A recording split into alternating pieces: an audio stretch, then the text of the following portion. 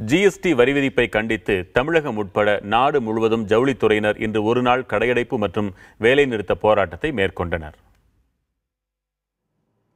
ஜவுளி உற்பத்திக்கு ஜிஎஸ்டி வரி விதிப்பில் இருந்து விலக்களிக்க வலியுறுத்தி நாடு முழுவதும் இன்று வேலை நிறுத்தம் நடைபெற்றது.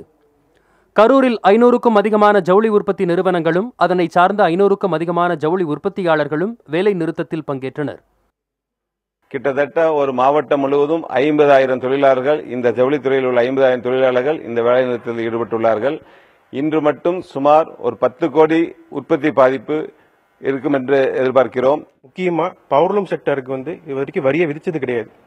இப்ப இந்த ஜிஎஸ்டி மத்திய அரசு கொண்டு வந்துள்ள ஜிஎஸ்டியில நூல் வாங்குறதுல இருந்து நூல் துணியா விற்கிற வரைக்கும் எல்லா ஸ்டெப்லயுமே இதுல வரி இருக்கு. இப்ப பாத்தீங்கன்னா உதாரணத்துக்கு நூல் வாங்கும் போது 5%, அந்த நூலை மறுபடியும் இந்த மாதிரி சாயம் போடுறதுக்கு அது ஒரு உபதொழில், அதுக்கு 5% சேவை வரி விதிச்சிருக்காங்க. அந்த சாயம் போட்ட நூலை இப்ப இந்த மாதிரி துணியா கன்வெர்ட் பண்ணும்போது அதுக்கு ஒரு 5% வரி விதிச்சிருக்காங்க. அதுக்கப்புறம் அதை ஸ்டிச்சிங் போகும்போது அதை பேக்கிங் பண்ணும்போது ஒவ்வொரு ஸ்டெப்லயுமே ஒரு 5% வருது. இதை மறுபடியும் துணியா பண்ணும்போது அதுக்கு 5%. நெல்லை மாவட்டம் சங்கரன்கோவிலில் ஜிஎஸ்டி வரி விதிப்பை கண்டித்து 10,000 விசைத்தறி தொழிலாளர்கள் வேலைக்கு செல்லவில்லை. இதன் காரணமாக ஏறக்குறைய 1 கோடி ரூபாய் அளவுக்கு ஜவுளி உற்பத்தி பாதிக்கப்பட்டது.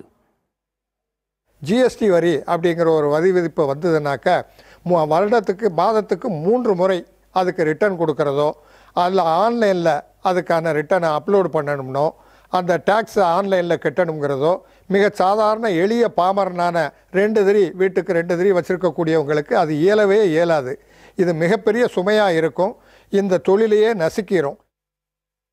ஈரோட்டில் ஒருங்கிணைந்த ஜவுளி சார்ந்த அமைப்புகள் கடையடைப்பு போராட்டத்தில் ஈடுபட்டதால் 30 கோடி ரூபாய் வரை வர்த்தக இழப்பு ஏற்பட்டுள்ளது. விருதுநகர் மாவட்டம் அருப்புக்கோட்டையில் 7,000 விசைத்தறி தொழிலாளர்கள் வேலை நிறுத்தத்தில் பங்கேற்றனர். புதிய தலைமுறைக்காக செய்தியாளர் குழு.